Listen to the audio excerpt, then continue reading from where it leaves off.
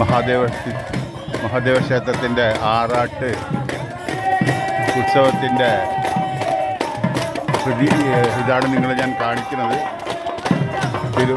തിരുവാളൂരിൽ നിന്ന് ഒരു ആനയുടെ കൂടെ അവിടുത്തെ ഭക്തജനങ്ങളെല്ലാം അകമ്പടിയോടുകൂടി ദേവനെ കൊണ്ടുവന്ന് ആലുവ മണപ്പുറത്തെ മഹാദേവ ക്ഷേത്രത്തിൻ്റെ പെരിയാറിൽ ആറാടി ഭക്തജനങ്ങളെല്ലാം അതോടുകൂടി ആറാടി ഈ വർഷത്തെ ഉത്സവം അങ്ങനെ അവസാനിക്കുകയാണ്.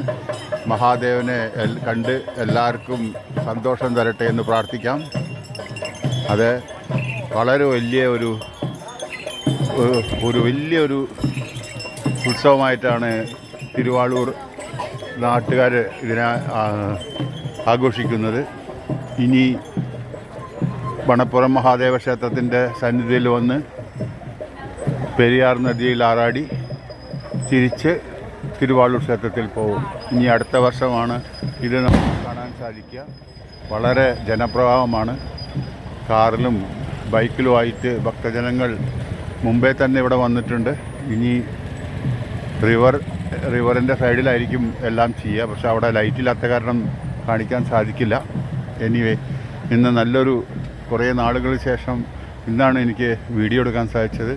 സപ്പോർട്ട് ചെയ്യുക. കാരണം എനിക്ക് കുറച്ച് ഹെൽത്ത് ഇഷ്യൂ ഉള്ള കാരണമായിട്ട് എനിക്ക് ചെയ്യാൻ പറ്റിയില്ല. അതുകൊണ്ട് എല്ലാവരും സപ്പോർട്ട് ചെയ്യുക, ലൈക്ക് ചെയ്യുക, ഷെയർ ചെയ്യുക. മഹാദേവന് എല്ലാവർക്കും വേണ്ടി പ്രാർത്ഥിച്ച് ഞാൻ ഈ വീഡിയോ അവസാനിക്കുന്നു.